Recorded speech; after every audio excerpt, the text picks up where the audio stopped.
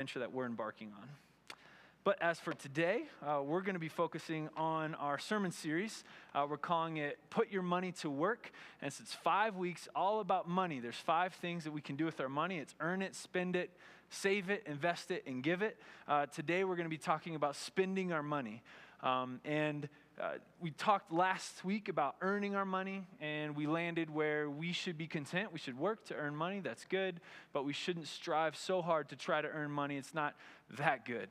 Contentment is where we want to land. Today we're going to be asking ourselves, how should we be spending that money that we've earned? And just like last week, we've got a video that we're starting all these sermon series out with. It's like pop culture, pop wisdom. What would the world say we should do with spending our money? It's a little bit longer video, but it's pretty good.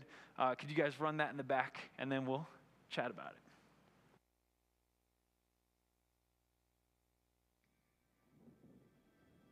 We buy things because we think they'll make us feel a certain way. Buy this and buy that so you can look like her and feel like him. But buying things doesn't actually help us truly feel anything except instant gratification. Advertisements sell the feelings that objects might give us. But the truth is, those feelings pass, and then all you're left with is stuff. Our possessions don't define our values and morals, or help us understand the important things in life. They feed our ego and create a false sense of self, an identity based off material things sold in a store. Of course, there are things we need to spend money on to survive, to provide, to stay fed and warm and safe. But beyond those basic needs, it's totally up to us how we spend our money. We have the choice. Now we need to look at the way we spend our money, because there is a science telling us we will live a happier life by spending it on experiences. Experiences like taking a course, going on an adventure, or picking up a hobby require us to be active, to learn and test ourselves. They form memories that will stay with us forever to share, relive, and build upon. These memories help us define who we really are, what actually makes us happy, and they help carve out our core values and morals, something that a new pair of kicks just can't do. So follow the path that will ultimately give you greater happiness and fulfillment in life, and invest in your experiences. Cut the price tag and go explore the outside world. After all, when you die, all you'll have is your memories, so you better make some good ones.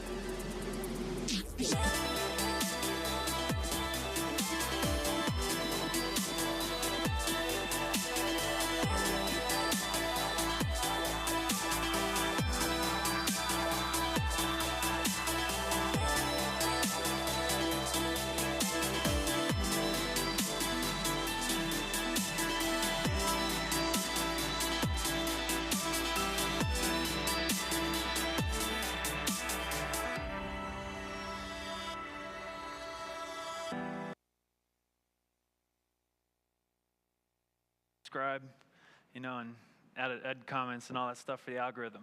All right, this message that they're sharing is a very common message that I hear, where we choose to reject consumerism and not buy things for ourselves, but rather let's go out and experience the world. This is very common for people my age and younger to want to consider their money. But this is like a lifestyle blog. They've got like Instagram accounts, and their kind of motto or mantra is live freely, don't think about what other people expect from you, kind of reject norms of society, and just do what makes you happy. And for them, that means traveling the world and experiencing it with friends. There's a lot of things that they're saying that are not bad and actually really good wisdom, like rejecting consumerism. They also make the connection between how you're spending develops your own identity, your values, they said, your core values, your morals.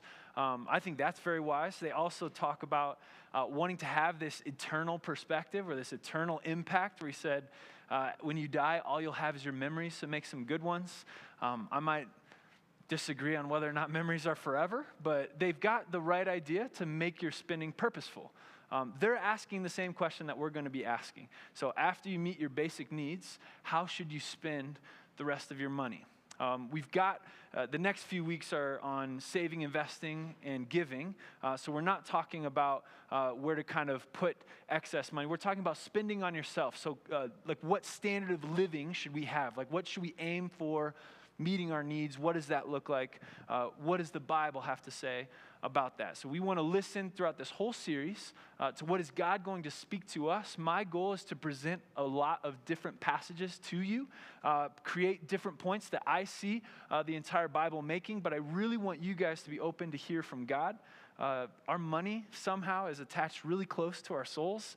And so as God speaks to us about money, he might actually want to do something inside your soul as well. So be open and be listening to that, not just for practical advice, but to know and want to know God. Just want to put another plug in. We have a study guide that has all these videos, has all the Bible scriptures that we're going to be covering for previous weeks and the weeks going forward. If you want to get a scoop on what we're doing, or if you miss a sermon and you want to go back, or if you want just to remember and remind some of those questions we asked, we've got that all out on our Friday email. There's a little link in there. So if you don't get a Friday emails, you can write your email on those little connect cards on these desks, drop them back. Desks, they're coffee tables. There we go. No one's doing work on them. You can. But you can drop them in that back black box, and then we'll get you on that email list to join us. Where I want to start today in answering this question of how should we spend our money, I want to start with a parable that Jesus told, and it's kind of a confusing parable in Luke chapter 16. But I want to start by doing the end of it, because the end shares Jesus' main point and then how it was received. And so this will help us understand where we're going to go from here. This is Luke chapter 16, verses 13 through 15. Jesus is talking. No one can serve two masters. Either you will hate the one and love the other, or you'll be devoted to the one and despise the other. You cannot serve both God and money. Now, if this sounds familiar to you, Matthew records it in a completely different context. This is within Jesus' famous Sermon on the Mount speech. Luke has it here at the end of a parable. My guess is that this was a common teaching that Jesus would use. Like, he's going around traveling and sharing different messages with different people, and everywhere he goes, he sees people entrapped by money and having this desire to follow God and follow money. He says, no, you can't serve both. You can either pick one or the other. So I imagine he walks around today, and if he's on a speaking tour, we'd probably get this sermon as well. But here's how it's received in this context in Luke. The Pharisees who loved money heard all this and were sneering at Jesus. He said to them, "You are the ones who justify yourselves in the eyes of others, but God knows your hearts. What people value highly is detestable in God's sight." So Jesus is telling this parable within the earshot of these Pharisees that he feels are wrongly valuing earthly things, either their money or things that money can buy. He also feels perhaps, like he says, they loved money. So perhaps they have been grabbed a hold too much by money. And so this parable that he's sharing is going to try to help us lose that, right? And to choose to follow God alone and to not allow money to steer us and to guide us in our hearts. Now let's go back and read the entire parable. It's called, in my NIV titles that they added, The Parable of the Shrewd Manager. We'll have the full text up on the screen. I'm just going to read verses 1 through 13, which connects us to what we just read. So Jesus told his disciples, "There was a rich man whose manager was accused of wasting his possessions. So he called him in and asked him, 'What is this I hear about you? Give an account of your management, because you cannot be manager any longer.' The manager said to himself, 'What shall I do now? My master is taking away my job. I'm not strong enough to dig, and I'm ashamed to beg. I know what I'll do, so that when I lose my job here, people will welcome me into their houses.' So he called in each one of his master's debtors. He asked the first, 'How much do you owe my master?' 900 gallons of olive oil,' he replied. The manager told him, 'Take your bill, sit down quickly, and make it 450. Then he asked the second, 'And how much do you owe?' 1,000 bushels of wheat,' he replied. He told them, 'Take your bill and make it 800. The master commended the dishonest manager because he had acted shrewdly. For the people of this world are more shrewd in dealing with their own kind than are the people of the light. I tell you, use worldly wealth to gain friends for yourselves, so that when it is gone, you will be welcomed into eternal dwellings. Whoever can be trusted with very little can also be trusted with much. And whoever is dishonest with very little will also be dishonest with much. So if you have not been trustworthy in handling worldly wealth, who will trust you with true riches? And if you have not been trustworthy with someone else's property, who will give you property of your own? No one can serve two masters. Either you will hate the one and love the other, or you'll be devoted to the one and despise the other. You cannot serve both God and money. Okay, now when we read this parable, or when we listen to this parable, a couple questions come to mind. First, I think it's difficult for us to even see how that parable connects with his main point. You know, we're like, well, okay, so you want us to not follow money but follow God, and now you tell this story about this crooked manager who's like robbing his master, and then the master's happy about it, and we don't quite understand that connection with how this is supposed to be influencing us, changing our lives, and helping remind us to follow God. The other big one is that question where the master commended the dishonest manager at the start of 8. We're like, why? You know, because on just first glance, our understanding of this parable, it looks like the manager is simply robbing his master because he knows he's no longer going to work there in order to gain favor from them. So he's essentially stealing from his master and being paid out with generosity from these people once he leaves. There's been several attempts to understand what's going on here. I just want to share briefly what it is and then help you conclude to understand the rest of the parable. One option is just that. Where it looks like the manager is stealing from his master. The only problem is, in verse 8, the master commended the dishonest manager because he had acted shrewdly.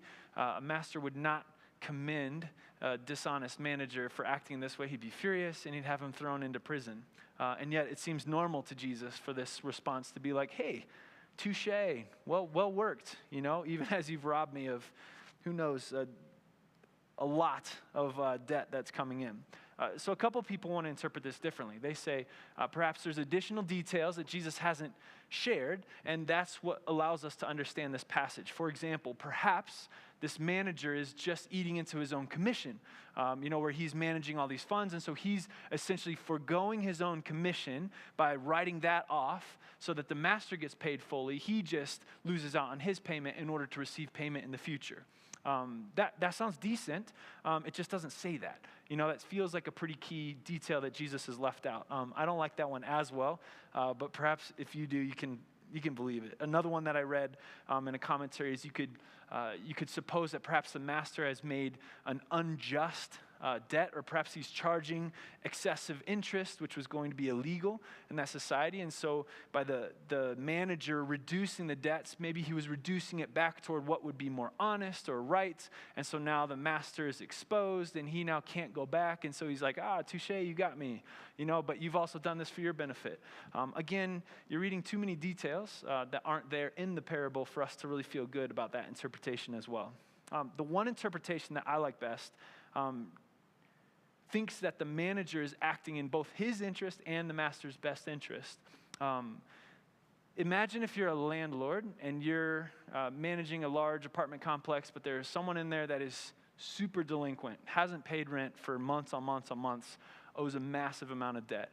Common practice would be like rent abatement, where you say, okay, look, I will wipe away 4 months of your rent debt in order for you to feel like, okay, I can get back on a payment plan where I'm paying every month. And it's a tactic you use so you don't have to evict them, and then you don't have to try to find someone new. You don't have to deal with not receiving any income, but you can try to recoup some of that back by forgiving what they're doing. I think that's what's happening here because you look at the massive amounts of debt that these people owe the master. 900 gallons of olive oil, I read in one commentary, says that might take up to 3 years of one person's labor to pay that off. So my guess is you're kind of so far in the hole, and then the 1,000 bushels of wheat would take up to 10 years in order to produce 1,000 bushels. And on top of whatever they've got to make for their own living. So my guess is these people are so far in debt that perhaps the master hasn't even received any payment whatsoever. And so by the manager going to them and striking their debt down in almost a half for one of them, and huge reductions, he's enabling them to say, okay, well, I'll start repaying this again. I won't just completely forget about it. And so perhaps the master is now receiving more than he would before. Again, you have to speculate as to what's going on, but the vast amount of debt that he's reducing makes me feel like that would be an option where the master now says, I commend you for your work. But the point, this wasn't a riddle. Jesus didn't try to say this in order for us to figure this out. His main point is that the manager has acted shrewdly and that he was looking ahead, right? Because he says, here, this is the point for us. I tell you, use worldly wealth to gain friends for yourselves so that when it is gone, you will be welcomed into eternal dwellings. This is the pivot point where he says this man used his current situation in order to secure a long-term future. And then he says the application is for you from now using worldly wealth into then an eternal life. So like the manager getting fired is like us dying, you know? And so he's saying use your worldly wealth now in such a way that you will be welcomed into your eternal dwellings. We are supposed to use our worldly wealth in order with an eternal perspective is what Jesus is saying. Don't just think in the temporal. This is like what they were saying on the video. Don't just buy the things because that will all go away.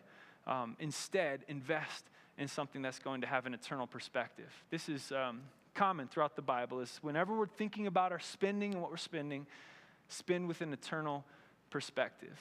And what that means is that we devalue the temporal. So the things that we value highly, this is what Jesus says. Here's a quote that I don't think I've ever seen on a bumper sticker or a t-shirt. You know, this is a solid quote by Jesus, right? What people value highly is detestable in God's sight. You know, it's just, it'd be ironic if you put it on a nice car, right? You know, it'd have to be on like a beater or something like that. But that's what he's saying, right? Because people don't have this eternal perspective when they're spending their money, they're going to value things that God says, that there's no value in that. You know, we go back to that video and they say, well, traveling and experiences are things that last forever. I think we would have to say, God probably devalues that. You know, like that's just going to lump into that first segment of the video where you find out that there's nothing in that either. That just fills you up, fills your ego, makes you feel good about yourself. What we really want is something eternal.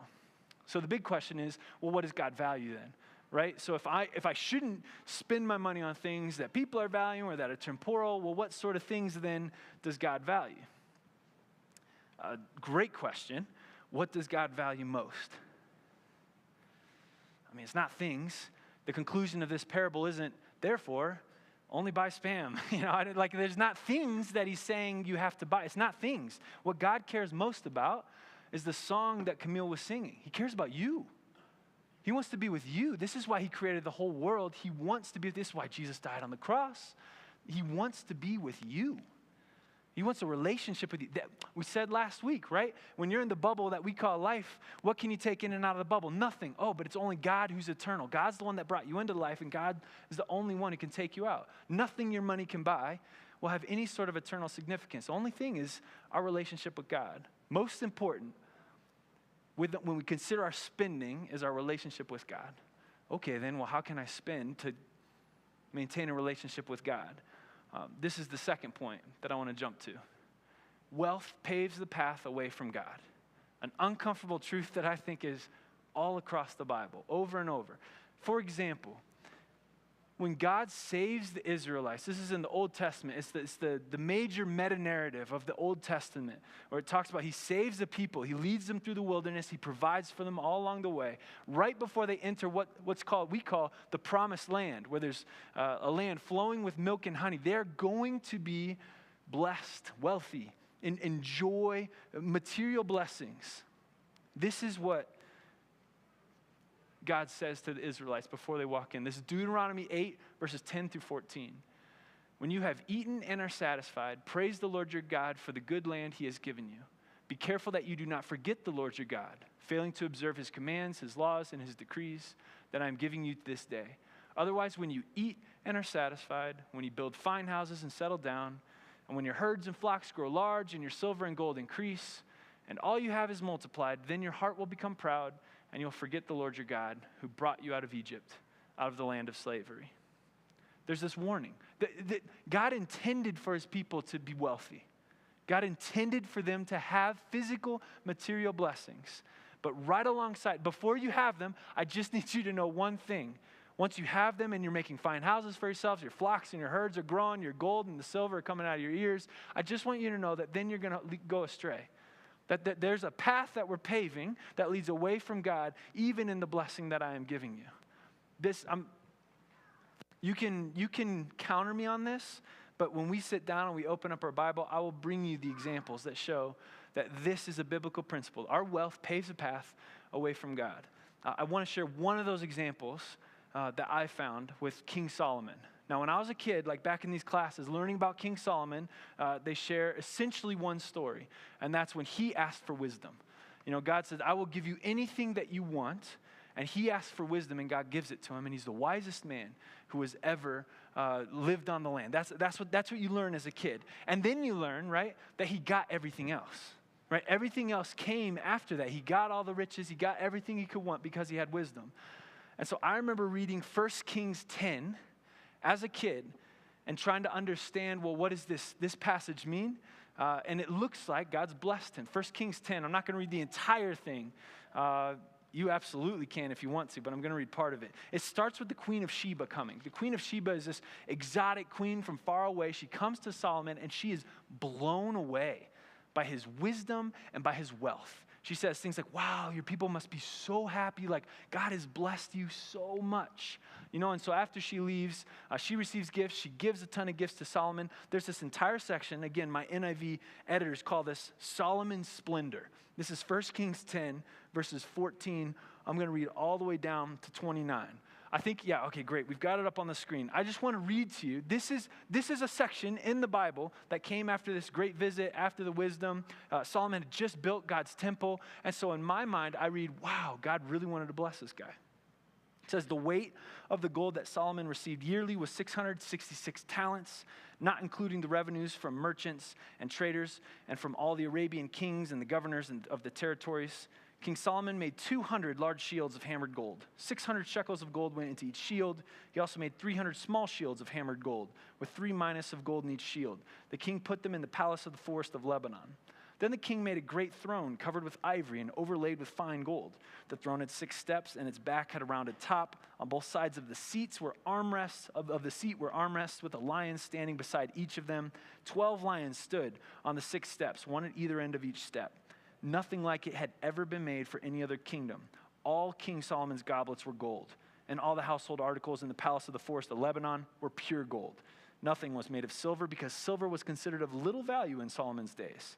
The king had a fleet of trading ships at sea, along with the ships of Hiram. Once every 3 years it returned, carrying gold, silver, ivory, and apes and baboons. King Solomon was greater in riches and wisdom than all the other kings of the earth. The whole world sought audience with Solomon to hear the wisdom God had put in his heart. Year after year, everyone who came brought a gift, articles of silver and gold, robes, weapons, and spices, and horses and mules. Solomon accumulated chariots and horses. He had 1,400 chariots and 12,000 horses, which he kept in the chariot cities, and also with him in Jerusalem.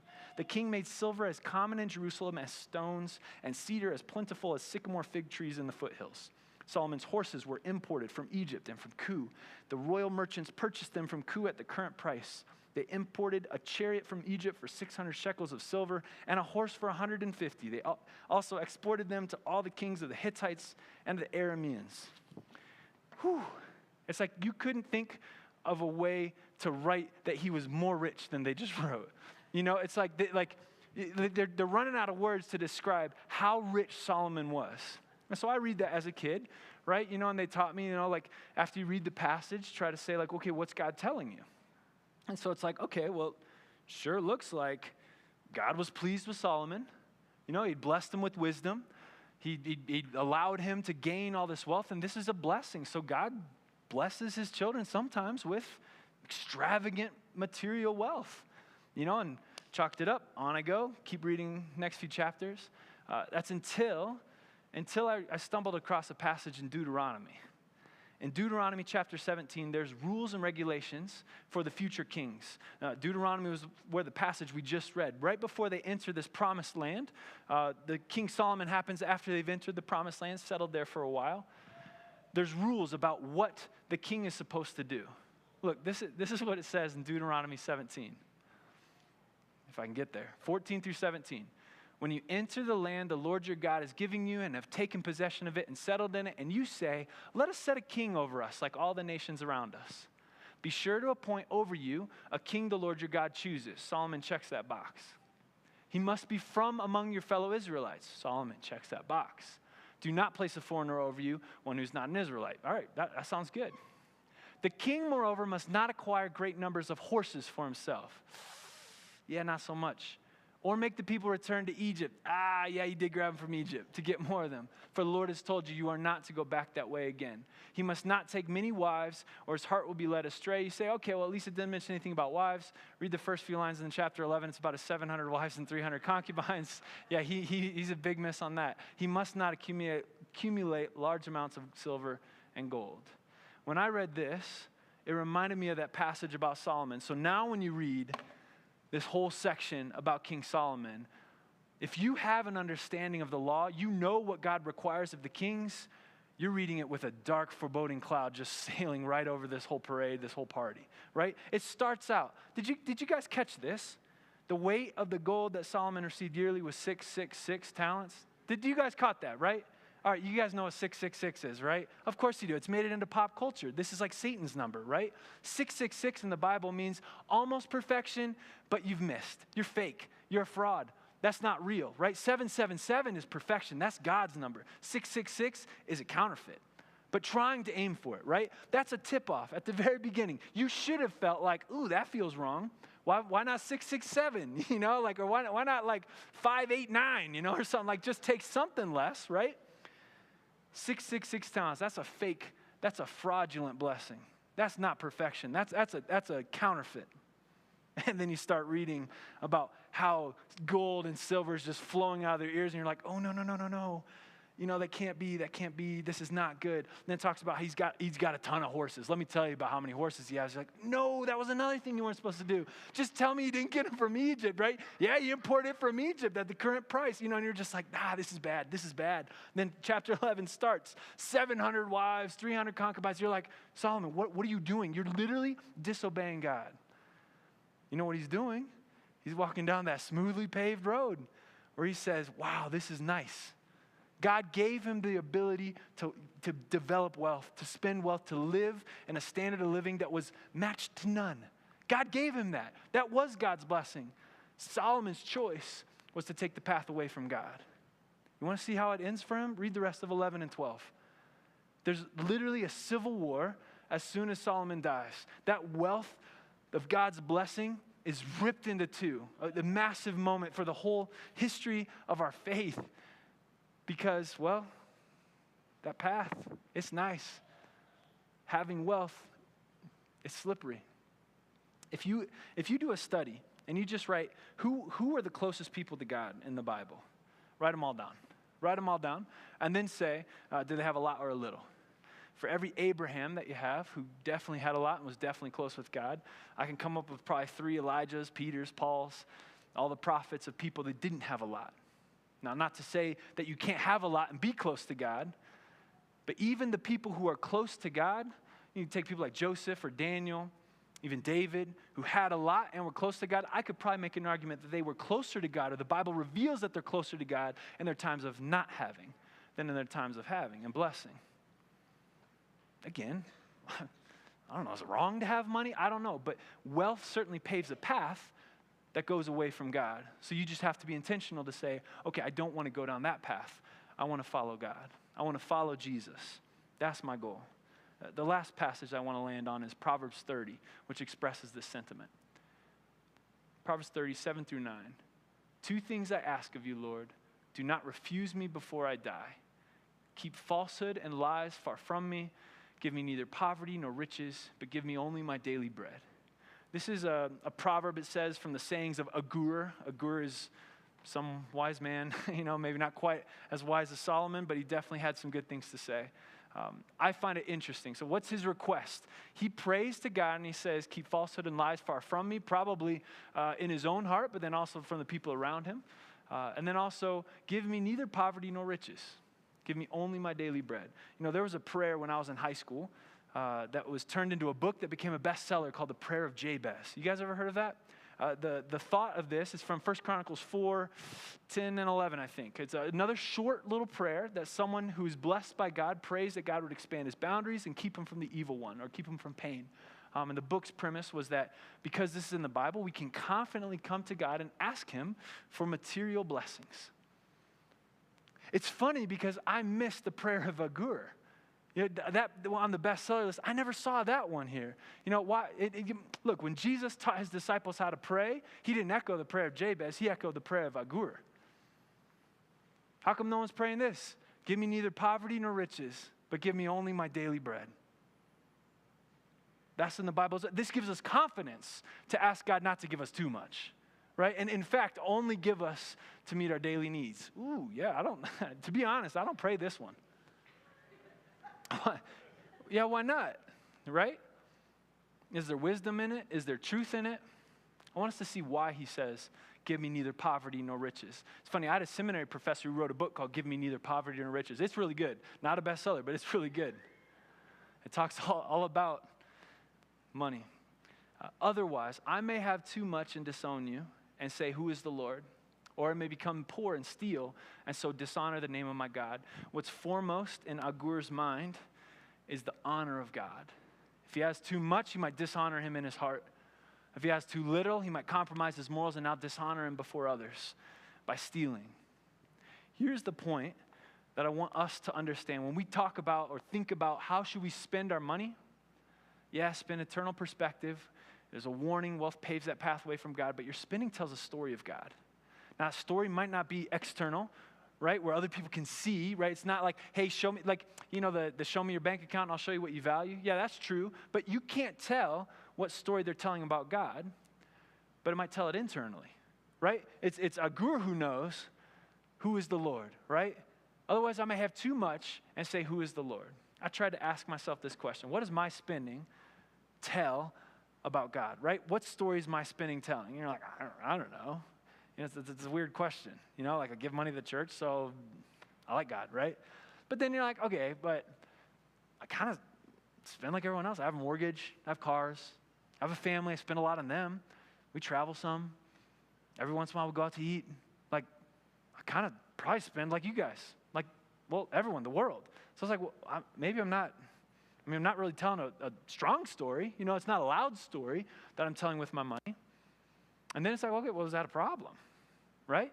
Like, am I okay with that? Or is that a symptom of saying, who is the Lord, right? That I'm just blindly following the standard of living that everyone else is setting around me, saying, well, this is just what you do. You have a mortgage, you have kids, you pay for your kids for things, you just kind of live life normally. Well, what story are you telling yourself then, right? Is God important? Yeah. Or are you separating God, right? So I have this life. This is just kind of what I do, and God's over here. When I need him, we go, or like he's the church God. He's not like money God. We keep these things separate. I feel like, well, that's probably more my posture. And I say God is actually concerned with how I spend my money. Not what I spend my money on, but what story am I telling about him? Here's a couple things I think. When I was preparing the sermon, you do the little how rich is Douglas County kind of Google search. You get some uncomfortable results. Like we're in the top 10 of median household income in the United States. They're not 10%, top 10. Just flat rate 10. There's this one ranking that talked about how healthy you are, how much government funds are available, like how close you are to parks and libraries and everything. Douglas County finished first in the nation. And this how well off are we was essentially what the measure was trying to make. And it just feels like, here, I see these points. Well, here's the points I'm looking at. And just feel like we're going to have to take some intentional steps to ensure that we aren't just walking down that smoothly paved path away from God, that we're not letting our excess lead us to say, who is God anyway, in our hearts. I don't know exactly what that looks like, but I have a couple suggestions that we can try. For one, we can celebrate with our money. Celebrate God. You look at the Old Testament, it's chock full of all different celebrations, week-long parties for the entire community to come and to spend their wealth. in thankful appreciation for what God has done for them. And in this way, they would not forget the Lord your God, which is what in Deuteronomy they were warned about happening. So I recommend anytime that you're going out to eat, make it a celebration of God. Anytime, what if you made your monthly mortgage payment or your rent payment and you just decided that once a month we're going to have a party for God. We're going to buy steaks and we're going to grill them up because God has given us another month to live in this location. Praise God, what an amazing place that we live in. But if we did these things, then our spending is on the exact same things that perhaps we're already spending. It's just telling a story that we want to tell about God and not forgetting him off to the side completely. Another suggestion is write yourself a little prayer. Every single time that you swipe, insert, or tap your card, you say to yourself, it's like before meals, it's become tradition that we say a prayer, and because you do it 3 times a day, you probably have some regular rhythm of what you say, if not the exact same things of what you say. Write yourself a little prayer of gratitude whenever you're clicking submit order, online. Something that can appreciate genuinely from your heart, thank you for this ability, for this blessing that I get to live within. There isn't anything wrong with wealth. God wanted to bless his people with wealth. It's just careful because that wealth is going to lead you right away from God. Let's do things intentionally so that we can keep God as a focus and we can tell the story to ourselves, if no one else, who God is to us through our spending. If we've got these first 2 weeks down, that we're spending with an eternal perspective, we're devaluing things of this world, that we recognize that wealth is paving this pathway from God, so we're intentionally pulling back, perhaps even our standard of living. We're living under our means, right? We're not living up to what we can afford, but even less. And we're intentionally adding these practices so that we can tell God a story of ourselves.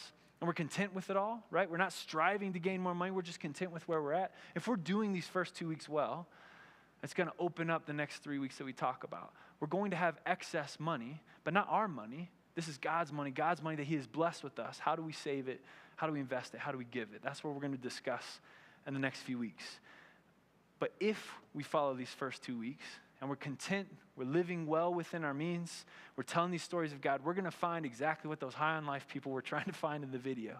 Freedom, peace, enjoyment, happiness, fulfillment, because we're going to actually have the thing that gives us life, not just things that we hope will.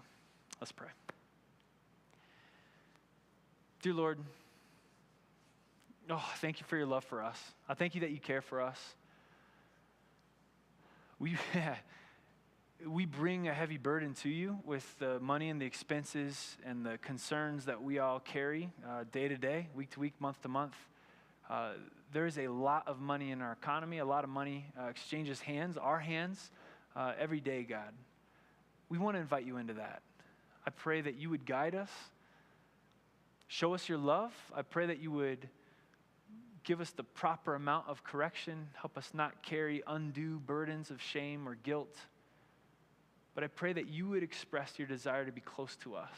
And I pray that our spending would reciprocate that desire to be close with you, God. May you be glorified in how we spend our money as individuals and as a church. In your name we pray. Amen. All right, I'll only give you 5 minutes to do discussions this Sunday, but there's some really good questions. I hope you already have real good questions that God's placed on your heart as well. First, what things are worth spending money on to you? 2, is there a single godly standard of living we should all choose to pursue, or does it differ based on particular situations? 3, what does your spending tell of God? And lastly, what other spending practices tell a good story of God? Brainstorm with me, what can we do? Pick your favorite one. Let's take maybe 5 minutes, discuss around tables. So turn to your neighbor, and then I'll close us out in about 5 minutes.